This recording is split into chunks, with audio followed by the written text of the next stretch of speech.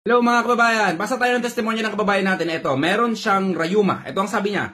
Magandang umaga kabayan. Ito ang testimony ko sa pag-inom ko ng acid guard. Dumating ang acid guard hapon, tapos ininom ko kaninang umaga. Nawala ang pamamaga ng rayuma ko. Ngayon kahit puyatan ng trabaho ko, kaya pa rin. Dahil kay acid guard. Grabe ang energy ko. Ibang klase talaga ang acid guard. Purihin ang Panginoon. Ingat palagi kabayan. God bless. May pahabol pa ako. Ang pinagbabaran ko ng tubig ng acid guard, pinangahaplas ko sa katawan ko at nawala ang mga rashes ko at pangangati.